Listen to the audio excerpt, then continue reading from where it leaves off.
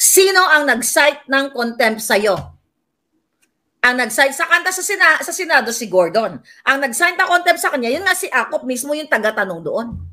Pero walang ganon na pagsabi si Akop kasi definitely ito ay scripted. Ang sabi ito ang wow trending. Convicted na at hinatulan ng habang buhay na pagkakakulong at kinontempt noon nila ni Congressman Ace Barbers at Congressman Akop sa House of Representatives. Pero ngayon, hinugot mula sa kulungan para tumistigo laban sa anak ni former President Rodrigo Roa Duterte na si Pulong Duterte, asawa ni Vice President Sara Duterte na si Attorney Mans Carpio at ang dating economic advisor ni former President Rodrigo Roa Duterte na si Michael Yang noong 2018. Nakulong si Jamie Guban dahil sa magnetic lifter na merong lamang shabu na mahigit 500 kilos na nagkakahalaga ng 4.3 billion pesos. Si Guban ay isang Bureau of Customs Intel officer sa mga panahon na iyon. At nagsagawa ng investigasyon ang Senado at Kongreso sa shabu shipment na kinasasangkutan ni Jimmy Guban, Ismael Fajardo at Kernel Acerto noong 2018 at napag-alaman ng mga senador at congressman na nag-iimbestiga na ito palang si Jimmy Guban ay ang consignee ng shipment ng magnetic lifter na may lamang shabu na inilagay sa loob. Dito, na-contempt sa Senado si Jimmy Guban at ganon din ang ginawa ng Congress. At ito ang nakapagtataka, noong mga panahon na iyon ay congressman na si Congressman Ace Barbers at Congressman Romeo Akop at sila din ang nagpa-contempt kay Guban noon sa Kongreso. Kung hindi mo papanoorin ang balita noon, maniniwala ka talaga ngayon sa mga sinasabi nitong si Jimmy Guban na tinakot daw siya at pati ang kanyang pamilya ay gugurgurin. Binawi ni Guban ang kanyang testimonya noon at idinawit na niya ngayon ang pangalan nila ni Congressman Pulong Duterte, asawa ni Vice President Sara Duterte na si Mans Carpio at si Michael Yang. Pero nung tanungin si Jimmy Guban ni Congressman Ace Barbers kung personal niya bang nakita o nakausap sila si Congressman Pulong Duterte, hindi daw dahil narinig lang daw niya ito na ikinuwento lang daw sa kanya. Kaya komento pa ng mga netizen na parang iba ang mga tanungan ng mga congressman sa pag-iimbestiga dito kay Jimmy Guban dahil nag-recant ito last year lang katulad sa mga ginawa ng mga testigo ni dating Senadora Leila de Lima. At itong si Congressman Akop at Barbers, sila din ang nag-cite in contempt dyan dati. Pero ngayon, anong nangyari? Nakakulong ng panghabang buhay. Okay? Kinontempt. Okay, noong panahon ng Senate, sino ang nag-contempt noon? Si Dick Gordon. At sa Senate, si Akop. Okay? Sa Senate, sorry. Sa lower house, sa House of Representatives, okay, itong mga legislators, okay, isa dito ay si Akop. Siya yung nag-contempt. Ngayon, umaayon na siya. Anong kredibilidad ng isang taong sinungaling na nahatulang makulong, di ba, ng panghabang buhay at idinukot ng mga satanas? Okay, tapos siya ay surprise, actually siya ay surprise witness dyan sa joint public hearing on dangerous drugs, order and safety, sabi to, and safety on human rights public accounts, So doon pinag-uusapan nila, mga palangga, right? Ang pinag-uusapan nila doon kung paano nila lutasin, okay, ang problema sa pulboron, okay? Paano nila lutasin ang pogo? Actually, pogo at itong illegal na pulboron at ang smuggling. So yung quad na yan, yung huwad na huwad na grupo na yan ay pinagsama-sama nila para pagsamasamahin na nga lang daw yung issue sa Bureau of Customs na si Liza Tanas. At ang pamilya ni Bangag, si Martin Araneta na pinangalanan na Clarita Carlos, kaya siya tinanggal. Okay? Ngayon ang namamayagpag dyan sa smuggling, magsimula sa agriculture, sa droga at sa lahat na. Now, punta tayo dito kay Guban. Number 1 point na halatang pinadukot siya. Dinukot siya sa kulungan ni Liza Tanas at ni Bangag. Sila may gawa niyan. Okay? Kasi mga kababayan, dahil gusto na ngang pabagsakin ang mga Duterte. Lahat idadamay na nila. So can you believe ang nahatulan ng panghabang buhay at dyan ay na kinontempt sila mismo, nag-contempt back in 2018, mga kababayan, ay hinugot nila para idiin ang mga Duterte. So obviously, okay, ito ay pakana ni Lisa Tanas. Ito yung ganti nila sa authenticated video ni Bangag Jr. at yung testimonya ni Cathy Binag. Kailan naging star witness or eyewitness ang wala namang na-witness ng kanyang dalawang mata? Idinadawit niya si Pulong Duterte, idinadawit niya si Man Scarpio at si Michael Yang. Okay? I know may issue yun in the past, but I will talk about yung pagdawit niya kay Duterte, sa mga Duterte. Kitang-kita nyo talaga na ito ay pakana ni Bangag at ni Lisa Tanas. Prior to this, mga kababayan, di ba sabi ko sa inyo, ay talaga nilang pupunteryahin lahat ng kritiko. Ito kapapasok lang na information. Di ba? I think pinost na rin yan ni Spokes Roque, pero baka hindi niya pa ito alam. Okay? Napag-alaman ko, mga kababayan, na may balak silang, may balak silang literal na gurgurin si Spokes Harry Roque dahil pinagbibintangan ni Martin Romualdez, ayon sa aking source, na si Harry Roque ang behind nitong Pulburon video. Ano ang kinalaman ni Harry Roque dyan? Siya ba ang Siya ba ang suminghot? It just so happened na siya ay supporter ng Maisog at inimbitahan natin siya dito at doon natin pinlay ang video ng authenticated Bangag. So ngayon na ginagawa ni Tambaluslos, ito breaking news. Balak ipagurgor si Harry Roque at lahat ng pwedeng humarang, literal man o yung gurgor na tinatawag na ginagawa nila dito kay Pangulong Duterte. Ano ba ang sabi ko sa inyo in last year ng November? Nagugurgurin nila ang mga Duterte sa pamamagitan ng what? Paggamit ng pag-abuso ng batas, katulad na paggamit ng ICC. O ayan, di ba, nagkatotoo na lahat. Then Pastor Kibuloy, and now ngayon, pinadukot itong, well, that's my term, pero ibig sabihin, dinukot nila doon sa kulungan para mag-testify. Inisa-isa ko yung speech ni, well, it's like a privileged speech, di ba? It's like a privileged speech yung ginawa nitong Guban, na ito ay convicted at nakakulong ng panghabang buhay. Pero tignan mo, well-treated.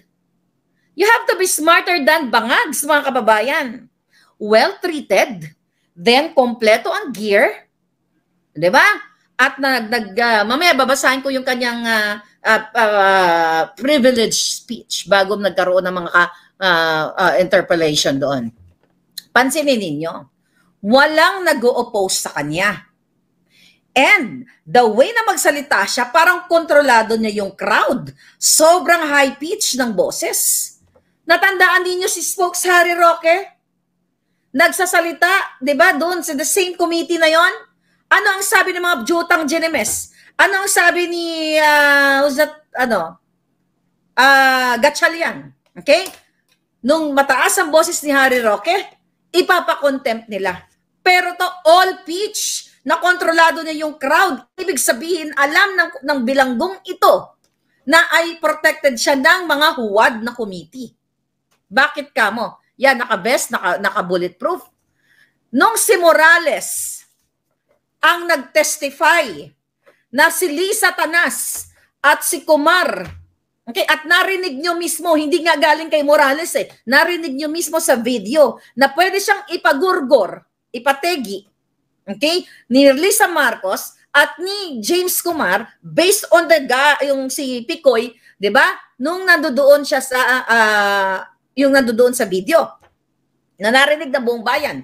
Pinrotektahan ba ng mga buwaka ng ina na mga senador si Morales na binigyan siya ng gear, binigyan siya ng security o suportahan o protektahan ng buhay niya? Wala. Sino ang binangga ni Morales dito? Makapangyarihang bangag. Si Lisa Marcos, si Kumar at ang presidenteng bangag ninyo? Binigyan ba siya ng equal treatment katulad ng ginagawa kay Guban? At binigyan ba si Morales ng chance na magsalita? Hindi nga ganito si Morales magsalita eh. 'Di ba? Talagang kung ano yung the way siya mag-deliver ng kanyang communication is ganun. Pinakontempt pa siya. Etong Guban, okay, sabi ko nga sa inyo, napakasinungaling kasi hindi nagkakasunod yung thoughts niya. Inaral ko yung pagkakasunod, tinranscribe ko. Okay? Tinranscribe ko para mas maintindihan ko kasi ang taong nagsasabi ng totoo, ang thoughts niyan tuloy-tuloy, walang magbe-break diyan. Kahit na paikot-ikutin mo, walang magsilinanto sa Ilonggo. Ibig sabihin, hindi magpagkasunod-sunod. Okay? Kung may pagkakataon man, hindi pagkakasunod, kahit bumalik ka dun sa issue na yun pa rin yung ikukwento mo. So, definitely, ito ay trial by publicity para talagang ibagsak ang mga Duterte. Pero hindi kayo magwawagi dahil kayo ang babagsak. Now what? Ito, sabi na, yung unang-unang punto, maniwala ba kayo na sinabi na doon sa hearing na yon, na sinasabi ng Guban na yon ay wala na, konti na lang daw po ang pulburon o ang illegal na asin, okay, na tinitira ng mga kabataan, tinitira mismo ng presidente, okay, yung pulburon, konti na lang daw. At ang sabi niya mga kababayan, konti na lang ang pulburon at konti na lang ang addictus benedictus. Alright, so sabi niya, okay, tingnan natin. Sabi niya dito, konti na lang daw ang pulburon sa panahon ni Bangag. Kaya nga sabi ko kagabi habang nasa biyahe kami, sabi ko, Julul, konti na lang ang hindi addict sa panahon ng mga Bangag. Alright? So, yun yung mga nakasulat sa script niya, mga kababayan. So, habang pinapanood ko, walang cross-exam. Okay? Yung mga katanungan, lahat scripted. Bakit kamo? Basahin natin. Ang sabi ng Julul, tapos with all pitch, sabi kong high pitch, the Honorable Chairman of this committee, bago po sana ako mag-introduce, mas gusto kong basahin muna ang letter ko sa inyo. Mas malinaw kung ano ang intention ko dito, kung tama ba ang hinihingin ko sa inyo. I mean, privilege speech yun. Only the House of Representatives member, okay, ang pwedeng mag-privilege speech. Pero hindi nga nila kina-counter kasi definitely ito ay scripted, nagawa na at bayad na ang mga buwakan ng Ginemes ang kanilang pagkatao. Sabi ko nga, hindi nagkakasundo yung thoughts ng nagsasalitang galing sa kulungan na nahatulan ng pangangabang buhay na pagtukulong dahil sa pagkasangkot sa droga. Now what, mga kababayan? Sabi niya dito, Honorable, sabi niya pa, ang drama, di ba? Honorable Ace Barbers, I am asking your honor, at least siguro kaya ito, at least, you know, sabi niya, mga 3 paragraphs, No, iniretalya niya ito. With the forum which this quadrum will provide, I wish to express my intent to be part of the investigation and I undertake to tell the truth, if nothing but the truth, to shed light on the proliferation of pulburon and illegal na asin. Sabi pa niya, should you consider me as one of your resource persons, may I respectfully request that I've been given immunity from prosecution and placed within the jurisdiction of the House of Representatives. May command siya palangga. Sabi niya, House of Representatives for the Witness Protection Program. Considering that my testimonies will pose serious and imminent danger to my life and self-incriminatory. Sabi pa niya, for your consideration and perusal, of course, Your Honor, I attach here with copies of my sworn statement containing my proposed testimonies in judicial affidavit containing my retraction, sabi niya, of my previous testimonies during my testimony in court, particularly my statement, okay, that Colonel Asierto has personal knowledge of the importation of 2 magnetic lifters containing illegal na asin and confiscated, Okay. Hindi ko na muna tatapusin yan. So may demand na siya. Okay? May demand na itong bangag na ito, na dapat ito yung kanyang kondisyon. Okay? Tingnan natin Okay. Ngayon, mga kababayan, ano sabi niya dito? Nagtestimonya, ito ang very alarming. Alright? Very alarming. Hanapin ko lang yung very alarming niyang sinabi. Sabi niya, Your Honor, again, magandang hapon po. Sa hearing po namin sa Korte, RTC Branch 35 sa Manila, binago ko na po ang statement ko doon. So paano mo pagkakatiwalaan? So ibig sabihin, yung mga kinontempt nila in the past, yung mga nahatulan na ng convicted na, pwede mong i-retract convicted. Hinatulan na siya pagkakulong ng habang buhay. Pwede mong baguhin. Ibig sabihin yung mga nahatulan na ng Korte, ng Korte Suprema, na ito, after the hearing and everything, pwede mong hugutin sa kulungan para mag-testify dahil gusto ni Bangag Jr., gusto ni Lisa Tanas na sirain ang mga Duterte. So, di ba, ano ang kredibilidad ng isang nahatulan na sangkot sa illegal na pulburon? At kitang-kita sa pagmumukha nitong guban na ito na spontaneous ang kasinungalingan. Pero pagdating, kung siya ay i-cross-exam, hindi siya mananalo kung ito ay ikukorte. Kaya nga, the reason why, mga kababayan, kaya may surprise resource person like him. Kasi yun yung ginawa nila Lisa Tanas na labangag ng gobyernong ito na mga tambahudas para sirain ang mga Duterte at yan, gamit na gamit ang mainstream media. Bakit etong guban na ito, sinurprise nila, ay dinala nila doon, hinugot nila sa kulungan.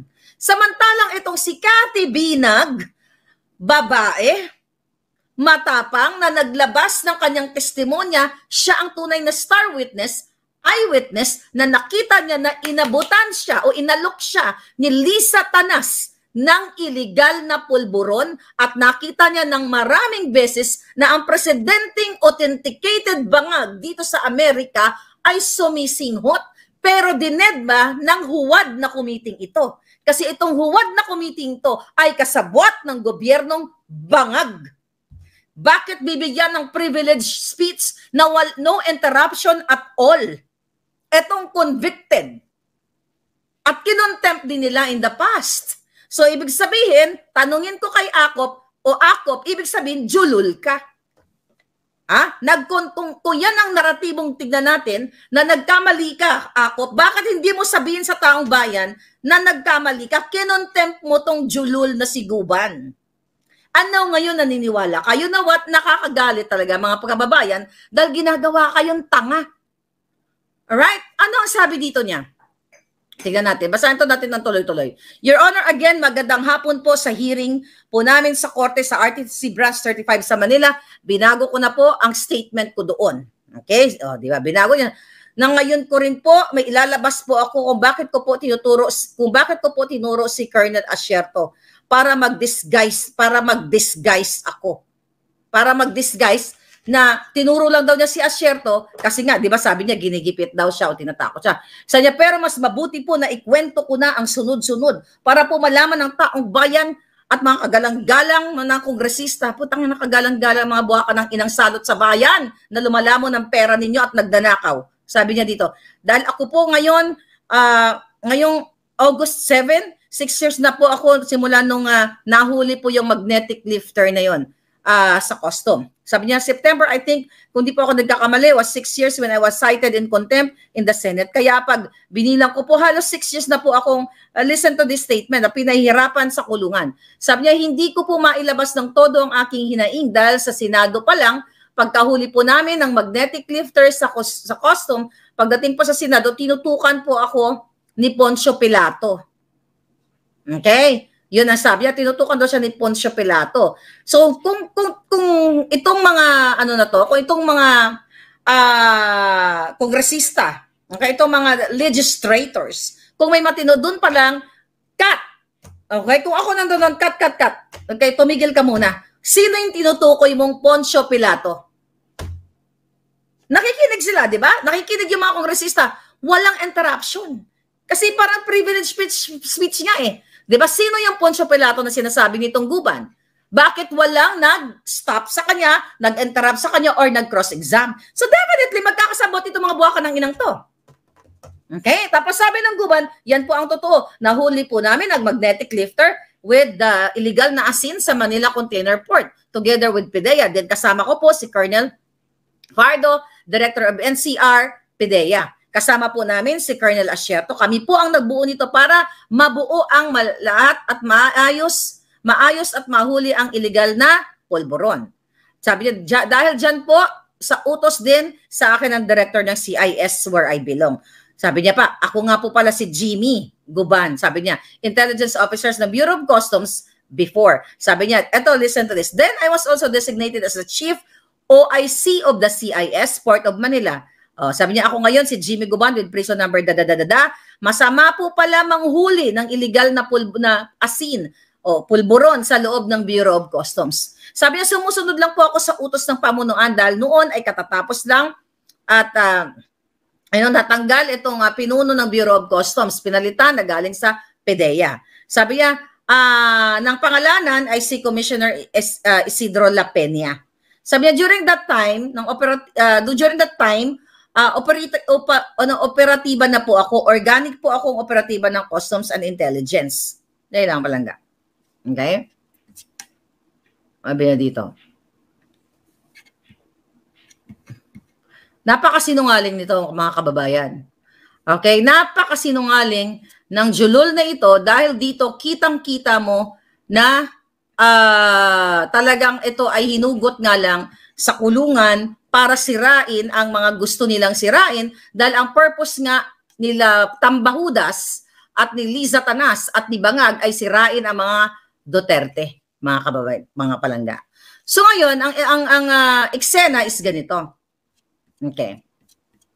Ang sabi niya, Poncio Pilato, di ba? Sabi niya, yan po ang totoo, nahuli po namin ang magnetic lifter with illegal na asin sa Manila Container Port together with PIDEA. Din kasama ko po si Colonel Pardo, Director ng NCR PIDEA. Kasama po rin namin si Colonel Asierto. Kami po ang nagbuo nito para ang lahat at maayos at mahuli ang mga illegal na asin at pulburon.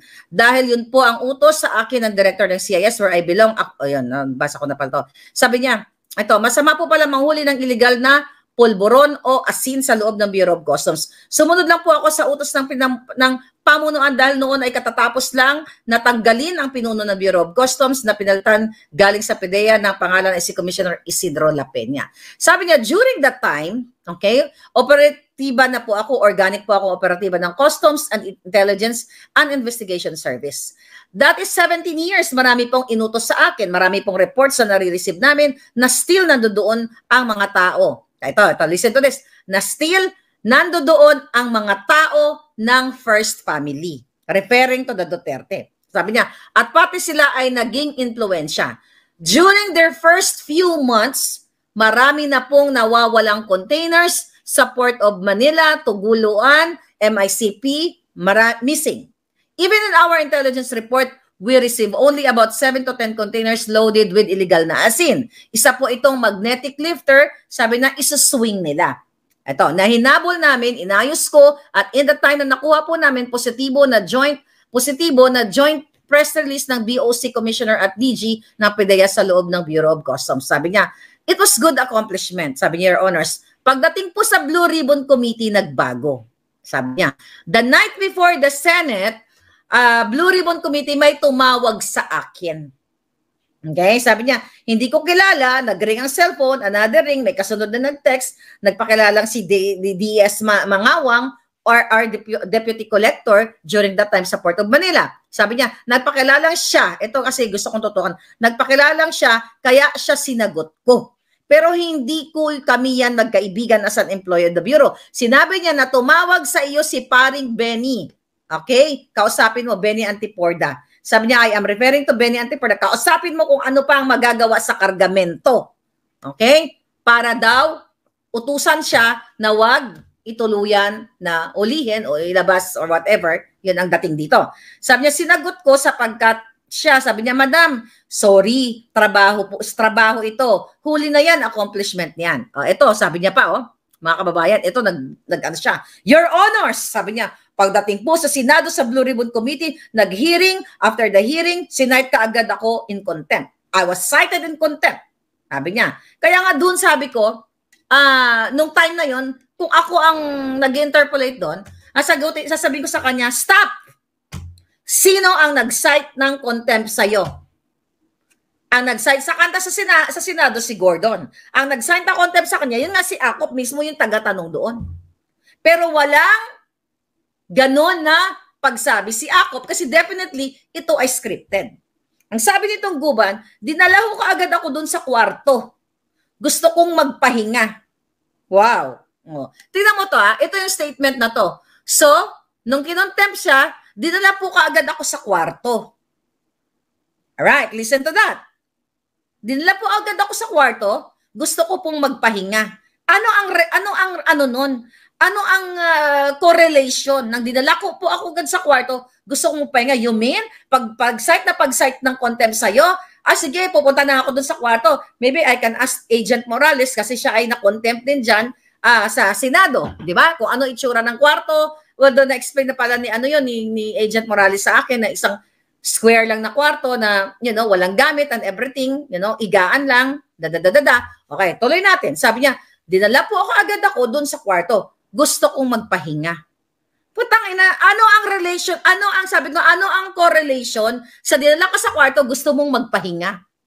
Pag-punte-punte mo, sige, ito na, welcome to my room. Di ba, sarap naman ito sa Senate, pahinga na ako. Di ba, dun pa lang yung mga sinasabi niya, it's all kasinungalingan. Sabi niya, tignan ko kung anong pwede kong magawa.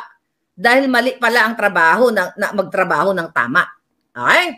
So sabi niya, okay, mga kababayan, tignan mo, pumasok daw siya kinontempt siya, pagpasok niya sa kwarto, sabi niya dun sa mga huwad na committee, gusto kong magpahinga. Kaka-contempt lang sa'yo, magpapahinga ka, walang magpapahinga. Ano ang una mong gagawin? Diba? Siyempre, re-recall mo yung mga pangyayari, mag-iisip ka, isipin mo yung pamilya mo and everything. Walang nako-contempt. Okay? Kahit sino. Na pagpasok mo, gusto magpahinga, parang nagbakasyon ka lang? Putang ina, tigilan yung mga taong bayan. Ito ay gawa ni Satanas at ni Bangag. Huwag yung pinagluloko ang taong bayan, mga sinungaling. Okay? Then sabi niya, tignan ko kung anong pwede kong magawa dahil mali pala ang magtrabaho ng tama. Okay? Tignan ko anong magawa, mali pala magtrabaho ng tama. Tapos sabi niya, may sumunod po sa akin na kumatok. Kumatok daw po doon kung saan sa kulungan, doon sa kwarto ng Senate. Sabi ko, siguro may tutulong sa akin. May tutulong daw sa kanya. May kumatok, siguro may tutulong sa kanya. Okay? So,